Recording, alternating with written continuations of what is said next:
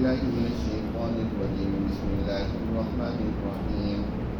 وأوحينا إلى موسى أن أسر بعبادي إنكم متبعون وأرسل فرعون في المدائن حاشرين إن هؤلاء لشرذمة قليلون وإنهم لنا لغائظون وإنا لجميع حاذرون فأخرجناهم من جنات وعيون وكنوز ومقام كريم كذلك وأورثناها بني إسرائيل فأتبعوهم مشرقين فلما تراءى الجمعان قال أصحاب موسى إنا لمدركون قال كلا إن معي ربي سيهدين فأوحينا إلى موسى أن اضرب بعصاك البحر فانفلق فكان كل فرق كالطود العظيم وأزلفنا ثم الآخرين وأنجينا موسى ومن معه أجمعين ثم أغرقنا الآخرين إن في ذلك لآية وما كان أكثرهم مؤمنين وإن ربك لهو العزيز الرحيم. صدق اللہ العظیم. یہ سورۃ الشعراء کا چوتھا رکوع ہے اور سیدنا موسیٰ علیہ السلام کے واقعے کا تیسرا ایک اہم پوائنٹ، ان کی ایک اہم اگلے درجے کی ذمہ داری ہے کہ جب انہوں نے ایک طویل عرصہ تک مسلسل فرعون اور فرعونی ملا اور مطرف دین اسلام کے حوالے سے اچھی طرح سمجھایا، اپنی قوم کی آزادی کا ان کے سامنے بارہا مطالبہ رکھا اور اللہ کی وحدانیت اور توحید ان کے سامنے پیش کی، لیکن وہ لوگ بجائے سمجھنے کے الٹا اور سرکشی میں زیادہ ہوتے چلے. فرعون کے دل میں اللہ نے مزید کساوت پیدا کر، سختی پیدا کر، اور وہ ہر مرتبہ اللہ کا کوئی معجزہ، کوئی اللہ کی نشانی دیکھنے کے باوجود اس کو صحت پر، جادو پر معمول کرتا ہے. اور یہاں تک کہ آخری معاملہ بھی اس نے کر ڈالا کہ موسیٰ علیہ السلام کا اپنے ملک کے جادوگروں سے مقابلہ کرانا ہے. جب حضرت موسیٰ علیہ السلام اس کی ہدایت سے ہر طرح سے مایوس ہو گئے تو پھر انہوں نے اللہ کے حکم کے مطابق اپنی قوم کی آزادی کے لیے ایک رات فیصلہ کر لیا. اپنی قوم کو تیار تو پہلے سے ہی کر رہے تھے کہ ہم نے ہر صورت اپنی فرعونی استبداد سے نجات حاصل کرنی. ایک رات متعین طور پر بنی اسرائیل اس کے لیے تیار کیے گئے کہ آج رات ہم یہاں اس سرزمین مصر کو چھوڑ کر اپنی آبائی سرزمین فلسطین کی طرف ہجرت کر جائیں. چنانچہ مخصوص راستے کے مطابق جو طے کیا گیا، وقت کے مطابق بنی اسرائیل سب کے سب اپنی آبادیوں سے اکٹھے ہوتے ہیں، جو ساز و سامان لے جا سکتے ہیں وہ انہوں نے اکٹھا کیا اور رات کو وہ ہجرت کر جاتے ہیں. اب جب ہجرت کی تو راستے میں جو واقعات پیش آئے، فرعون نے جو تعاقب کیا، قرآن نے اس رکوع میں اس کا تذکرہ کیا. اللہ تعالیٰ ارشاد فرماتی ہے کہ وَأَوْحَيْنَا إِلَىٰ مُوسَىٰ أَنْ أَسْرِ بِعِبَادِي إِنَّكُمْ مُتَّبَعُونَ. اور ہم نے حکم دیا موسیٰ علیہ السلام کو، ان کی طرف وحی بھیجی کہ تم میرے بندوں کو راتوں رات لے کر یہاں سے چلے جاؤ، ہجرت کرو. یہ فرعون خود نہیں تمہیں آزاد کرے گا، کیونکہ جس کو سستے مزدور مل رہے ہوں اپنے کام کاج کے لیے، اس کو کیا پڑی ہے کہ ویسے ہی میں چھوڑ دیں، وہ تو اس کے لیے تیار نہیں ہوگا. لہذا تم اب رات کو بغیر اس کے کہ فرعون کو کچھ خبر ہو تم نے راتوں رات کوچ کر. اس سے یہ بھی معلوم ہوا کہ موسیٰ علیہ السلام نے اس تھوڑے عرصے میں اپنی قوم کی کیسے تنظیم کی، کیسے تربیت کی. یہ بغیر تنظیم کی، تربیت کے نہیں ہو سکتا کہ ایک اتنی بڑی قوم جو ہزاروں افراد پر مشتمل ہو، رات کو اس طریقے سے خفیہ انداز سے نکل جائے کہ فرعونیوں کو پتہ ہی نہ چلے. پورا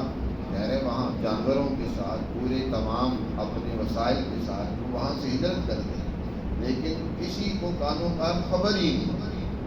یہ بہترین ڈسپلن، نظم و ضبط اور تربیت کا ایک نتیجہ اور اثر ہے۔ تو حضرت موسیٰ علیہ السلام رات کو لے کر نکل جاتے،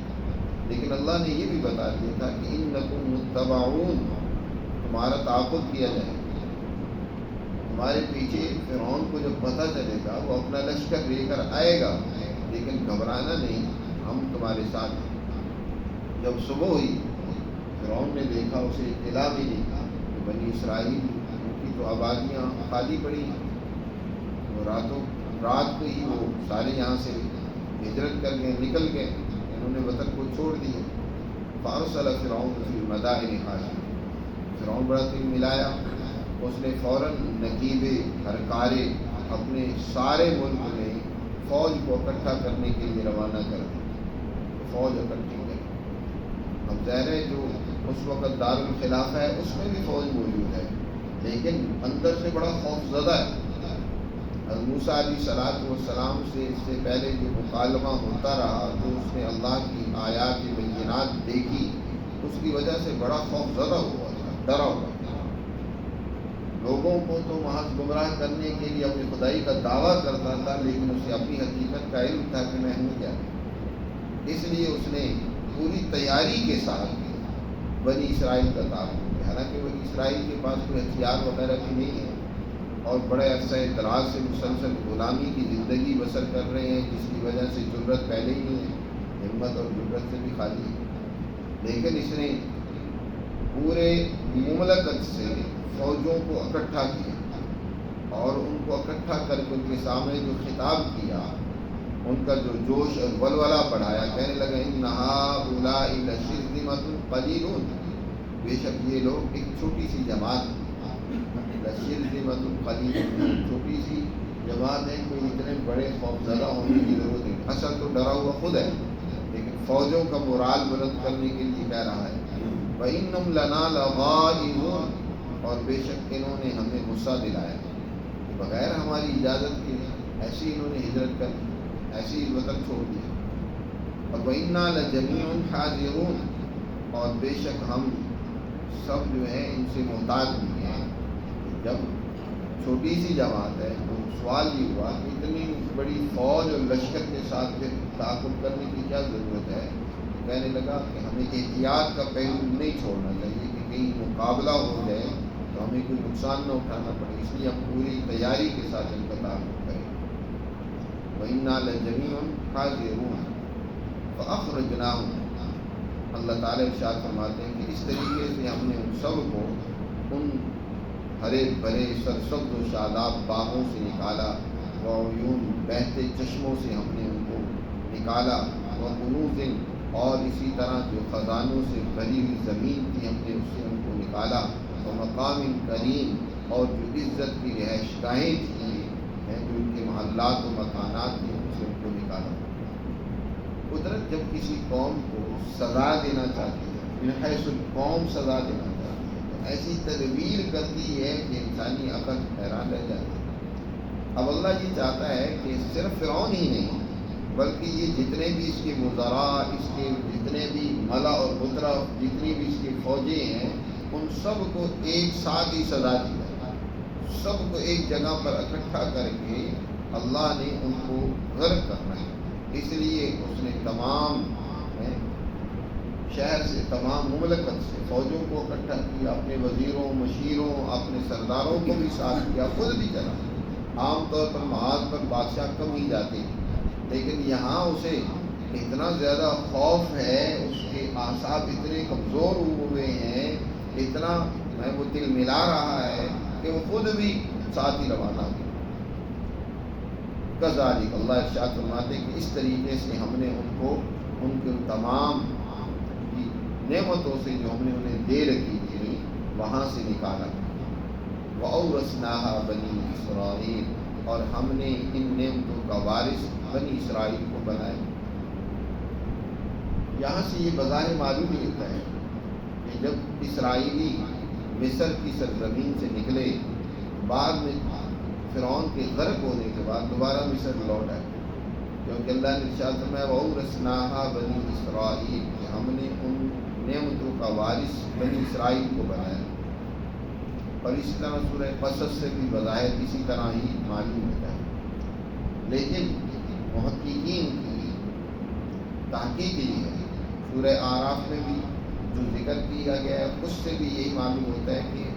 بنی اسرائیل واپس مصر نہیں لوٹے، وہ وہیں مصر سے مصر کی سرزمین کو چھوڑنے کے بعد وہ فلسطین کی سرزمین میں شام میں ہی جا کر آباد ہوئے، اور شام کی سرزمین اللہ کی وہ برکت والی زمین ہے کہ یہاں پر اللہ نے بڑی نعمتیں رکھی ہیں۔ یہی جن نعمتوں کا تذکرہ اللہ نے گزشتہ کیا نا کہ یہ ہم نے فرعونیوں کو دے رکھی تھی، اسی طرح کی نعمتوں کا وارث ہم نے بنی اسرائیل کو بنایا سرزمین شام میں، مصر میں نہیں، کیونکہ ان کا واپس لوٹ کر جانا تاریخ سے ثابت نہیں ہے،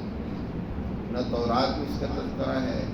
نہ ہی اور کسی تحقیقی تاریخ میں ملتا ہے۔ البتہ اس کے بعد سے موسیٰ علیہ السلام جب یہ ان کو لے کر گئے اور یہاں شام میں بسے یہ، اس کے بعد سے داؤد علیہ السلام اور سلیمان علیہ السلام تک کے ادوار میں ان کے مختلف احوال و واقعات اسی زمین سے وابستہ ہے، شام کی سرزمین سے۔ اور شام کی سرزمین ایسی ہے کہ یہ جس کے قبضے میں ہوتی ہے سمجھو کہ مشرق وسطیٰ کا وہی مالک ہوتا ہے۔ یہی وجہ ہے کہ آج یہ سرزمین شام پر صہیونی اور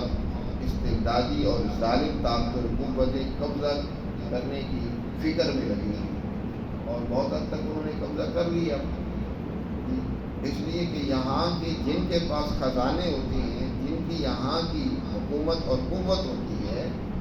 مشرق وسطیٰ کا وہی حکمران ہوتا ہے، دنیا کا بلکہ وہی حکمران ہوتا ہے۔ اللہ نے بنی اسرائیل کو جو ہے اس سرزمین کا وارث بنایا۔ فَأَتْبَعُوهُمْ مُشْرِكِينَ، یہ درمیان میں جملہ معترضہ تھا،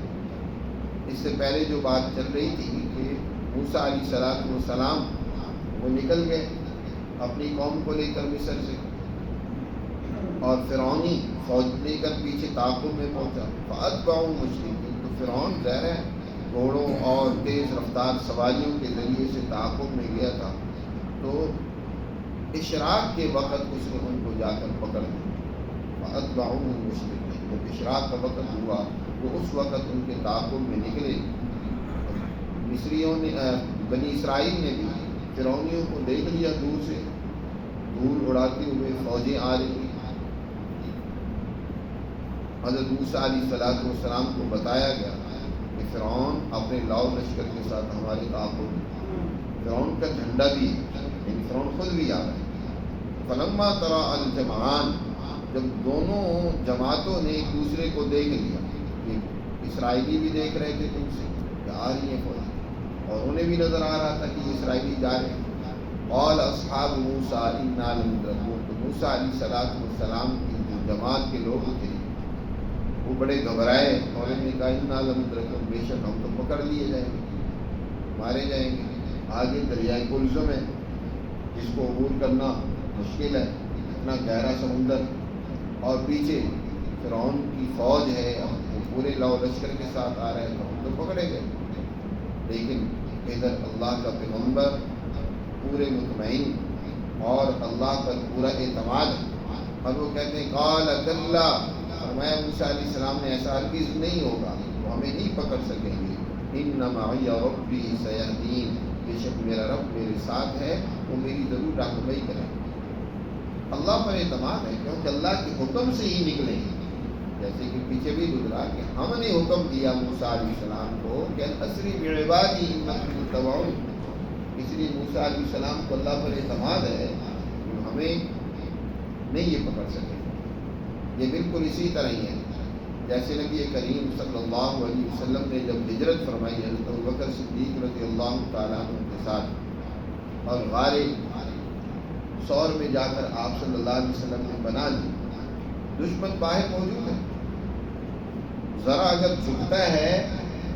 نظر آ جائیں گے۔ حضرت ابوبکر صدیق رضی اللہ تعالیٰ عنہ گھبرائے اور اپنی اس گھبراہٹ کے اظہار بھی کیا کہ کہیں اللہ کے رسول پکڑے نہ جائے.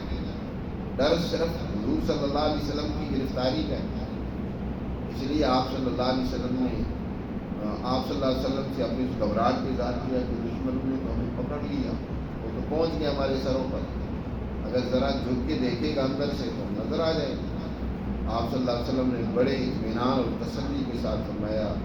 اے ابو بکر قطعاً ایسا نہیں ہوگا, ان اللہ معنا لا تحزن ان اللہ معنا, آپ پریشان نہ ہوئیے گا, اللہ ہمارے ساتھ, ان اللہ معنا. بالکل اسی طرح موسیٰ علیہ السلام نے بھی فرمایا قال کلا ان معی ربی سیہدین. موسیٰ علیہ السلام نے یہاں اللہ کی معیت کا اپنی ذات کے ساتھ ذکر کیا کہ اللہ میرے ساتھ ہے. حضور صلی اللہ علیہ وسلم نے ابو بکر کو بھی ساتھ شامل کر کے فرمایا ان اللہ معنا, کہ اللہ ہم دونوں کے ساتھ ہیں, کیونکہ حضرت ابو بکر نبی کریم صلی اللہ علیہ وسلم کے مشن اور راستے پر پورے کے پورے کھڑے ہیں. انہوں نے اپنے آپ کو حضور کے اس مشن کے لیے فنا کر دیا, لیکن حضرت موسیٰ علیہ السلام کی قوم موسیٰ علیہ السلام کے مشن پر کھڑی نہیں ہے.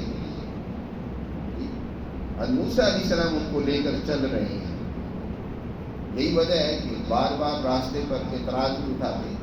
کبھی کوئی اعتراض کرتے ہیں, کبھی کوئی سوال اٹھاتے ہیں, اللہ پر وہ اعتماد اور بھروسہ نہیں. فوحینا, جب فرعونی قریب آ گئے تو اللہ نے فرمایا موسیٰ علیہ السلام سے فوحینا الی موسیٰ, نے حکم دیا موسیٰ کو کہ ان اضرب بعصاک الحجر بعصاک البحر, کہ بے شک آپ اپنی لاٹھی کو اس سمندر پر ماریں. موسیٰ علیہ السلام نے اللہ کے حکم سے اس لاٹھی کو سمندر پر مارا, فانفلق, بس وہ سمندر پھٹا, فکان کل فرق کالطود العظیم, اس کا ہر ایک پارٹ ایسے ہو گیا جیسے بہت بڑا پہاڑ ہے. پہاڑ کی طرح سمندر کی لہریں رک گئیں, وہ ایک پہاڑ کی طرح کھڑی ہو گئی, اور درمیان میں راستہ نیچے تک خشک نکل آئے. اور اس طریقے سے اسرائیلی بڑی خوشی خوشی وہاں سے دوڑتے ہوئے اس راستے کے ذریعے سے اس سمندر کو عبور کر لیتے. اب جب فرعون پہنچا اپنے لاؤ لشکر کے ساتھ اور اسی طرح راستہ بنا ہوا دیکھا تو اس نے بھی سوچا نہیں, ناؤ دیکھا نہ تاؤ دیکھا, اور اس نے بھی فوجوں کو اندر ڈال دیا, حکم دیا کہ چلو تم بھی پیچھے. اب جب پوری فوج اس کے اندر داخل ہو گئی, موسیٰ علیہ السلام اور بنی اسرائیل اس سے نکل گئے. اب وہ بھی گھبرا رہے تھے بنی اسرائیل بھی, اس راستے کے ذریعے سے اگر یہ بھی باہر نکل آئے تو پھر بھی مصیبت. اس لیے موسیٰ علیہ السلام پر پھر اعتراض کیا. موسیٰ علیہ السلام اللہ کی طرف متوجہ ہوئے, ابھی دیکھ ہی رہے تھے, درمیان میں جب فوج پوری طرح پہنچ گئی, قرآن میں اللہ ارشاد فرماتے ہیں وَأَزْلَفْنَا ثَمَّ الْآخَرِينَ, ہم نے دوسروں کو جو ہے ان کے قریب کر دیا, وہ اس میں پورے کے پورے اس راستے پر آ گئے. اور پھر کیا ہوا کہ ہم نے پھر اس سمندر کو ان پر ملا دی. سمندر کی وہ جو لہریں رکی ہوئی تھیں اللہ نے ان کو جاری کر دیا, دوسروں پر ہم نے ان کو جاری کر دیا, اور اس طریقے سے وہ سارے لشکر پورے کا پورا لشکر وہ سب کا سب غرق ہو جاتا ہے. فرعون بھی غرق ہو جاتا ہے. دوسری جگہ پر ذکر کیا گیا ہے کہ جب فرعون اس وقت غرق ہو رہا تھا کہنے لگا آمنت برب موسیٰ و ہارون, میں موسیٰ اور ہارون کے رب پر ایمان لے آتا ہوں. فرشتے نے کہا الآن وقد عصیت قبل وکنت من المفسدین, اب ایمان لے آتے ہیں جب موت آ گئی, اس سے پہلے تو بڑا فسادی بنا ہوا تھا اور تم موسیٰ علیہ السلام کی بات کو سنتا ہی نہیں تھا. وَأَنْجَيْنَا مُوسَىٰ وَمَن مَّعَهُ أَجْمَعِينَ, اور اس طریقے سے ہم نے موسیٰ اور ان کے ساتھ جو تھے سب کو ہم نے بچا لیا. ثُمَّ أَغْرَقْنَا الْآخَرِينَ, اور دوسروں کو ہم نے غرق کر دیا. إِنَّ فِي ذَلِكَ لَآيَةً, بے شک اس میں یقیناً بہت بڑی نشانی ہے لوگوں کے لیے. لیکن اکثر حال یہ ہے کہ لوگ اللہ کی آیات و بینات کو سننے اور دیکھنے کے باوجود بھی مانتے نہیں ہیں, اسی طرح غفلت اور کوتاہی میں مبتلا ہے. وَإِنَّ رَبَّكَ لَهُوَ الْعَزِيزُ الرَّحِيمُ, یاد رکھو بے شک تمہارا رب وہی غالب اور زبردست ہے اور بڑا مہربان بھی ہے،